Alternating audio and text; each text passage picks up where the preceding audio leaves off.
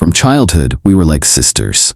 We did everything together. School, sleepovers, secrets. I trusted her with my life. So when I met Daniel, the love of my life, I introduced him to her. She smiled and hugged me. She even told me, "You're the luckiest girl in the world." When Daniel proposed to me, I asked her to be my chief bridesmaid. She screamed in joy and said, "Of course, I'm so happy for you." But I didn't know something dark was hiding behind her smile. I didn't know she had fallen for my fiancé. And I didn't know she was planning to destroy me on the night of my wedding. On the day of our wedding, everything was perfect. The guests danced. My husband and I were glowing. Then she came to me and said, "Can I spend the night with you guys? I don't want to go home alone." I smiled and said, "Of course, my home is your home." But that night, I would learn a truth that would tear my heart into pieces, because while I was still wearing my white wedding dress, I would wake up and see something that no woman should ever see, and my life would never remain the same. My name is Sophia, and this is the story of how I lost everything in one night. The same night I was supposed to be the happiest woman alive. I grew up in a small town with my best friend Tina. We were like twins, always together. People in the neighborhood used to say, "These two girls will grow old together. Their friendship is unbreakable." We laughed together. We cried together. We shared everything. Clothes, food, even secrets. When I met Daniel, the man of my dreams, Tina was the first to know. She said, "Wow, Sophia, this man is fine. I'm so happy for you." I didn't think much of it. Daniel was kind, handsome, and hardworking. He treated me like a queen. After a year, he proposed to me in front of my family and friends. I screamed with joy and hugged Tina tightly. "You will be my chief bridesmaid," I said. She smiled and said, "Yes, I can't wait." But inside her heart, she was burning with jealousy. The evil plan. 2 weeks before the wedding, Tina visited a native doctor. She wanted Daniel. She wanted what I had. The native doctor gave her a powder. He said, "Put this in their drink on the wedding night. The bride will sleep like a dead person, and the groom will be under your control. He won't know who he is. He will think you are his wife." Tina took the powder and smiled. She had made up her mind to destroy me on the night of my joy. The wedding day. Finally, the big day came. Everything was beautiful. The white gown, the flowers, the guests, even the air smelled like happiness. Tina stood beside me, smiling, dancing, laughing. Nobody knew her smile was fake. Even I, the one who knew her best, did not see the evil hiding behind her eyes. After the reception, my husband and I returned home, exhausted but happy. As we settled down, Tina approached me and said, "Please, can I stay the night? I can't go home like this. I'm tired." I smiled warmly. "Come on, Tina, this is your house too." Daniel also agreed. He said, "Tina, you've helped us so much. You're always welcome." We had no idea we were welcoming a snake into our home. The trap was set. Tina went into the kitchen and brought us a drink.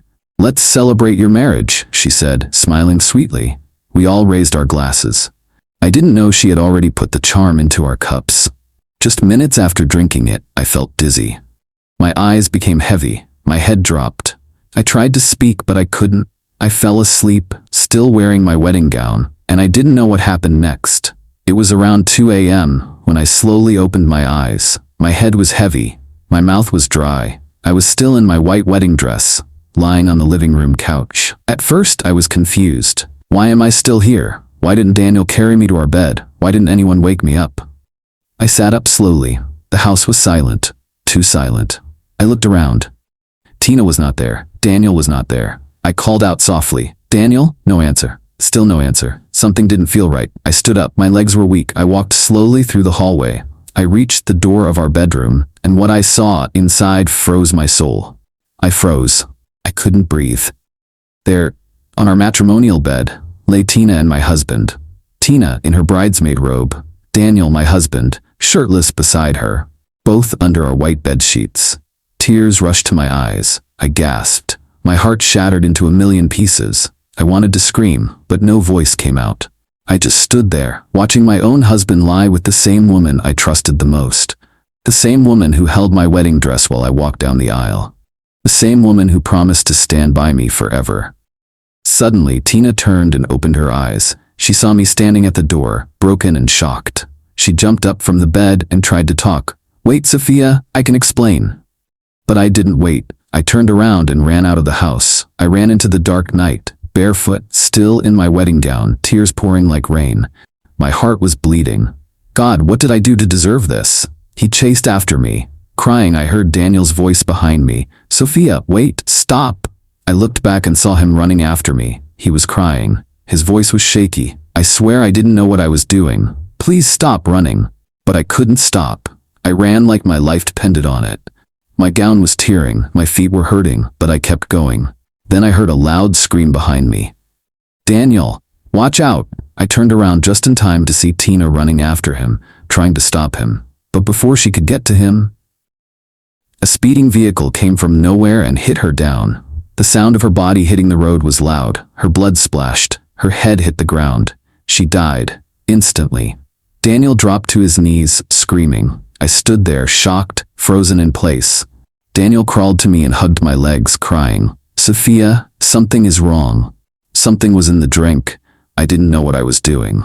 As I stood there crying, I suddenly remembered how I had slept so deeply. As if something held my soul. I remembered the bitter taste of the drink Tina gave us. I remembered her fake smile, her strange calmness. Then it all made sense. I whispered, she planned this. She poisoned us, just to get you. Daniel nodded, still crying like a child. I'm sorry. I feel like something took over me. I swear I didn't know it was her. I thought it was you. We both cried. Right there on the road, under the stars, on our wedding night. The sun rose slowly, shining over the street where it all happened. Tina's lifeless body was taken away. And I, still wearing my torn wedding dress, walked back home with Daniel. We didn't say much. Our hearts were heavy. Our minds were filled with questions. When we got home, we sat quietly in the living room. Daniel knelt before me. He held my hands and cried, Sophia, please forgive me. I didn't plan this. I didn't want this. Something came over me, and I will never forgive myself if you leave me.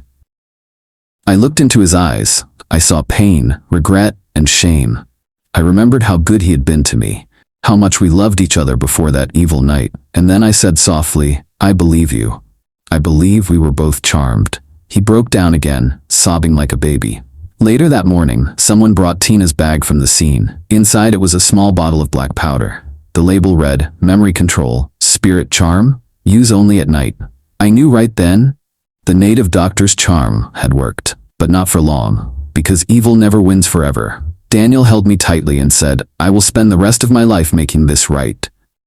And I answered, let this be the beginning of a new chapter, a clean one. We buried Tina the next week, but in my heart, I had already buried her the night she betrayed me. Moral lessons 1. Never be too trusting. Not everyone smiling with you loves you. 2. Some friends are silent enemies. Watch their actions, not just their words. 3. Every evil has an expiry date.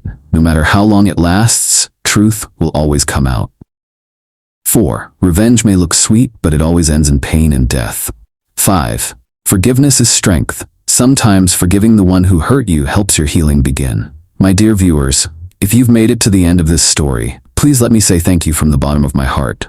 This story is not just for entertainment, it's a warning, a lesson, a truth. There are people out there who wear friendship like clothes, but inside, they carry poison. So be wise, be prayerful, and be careful. If you were touched by this story, please subscribe to this channel right now. Tap the bell icon so you won't miss any story that could bless or warn you. Like this video, leave your thoughts in the comments, and most importantly, share this video with someone who needs to hear it. Together, let's grow this family. Let's keep sharing truth, healing, and powerful lessons. Thank you again. God bless you all.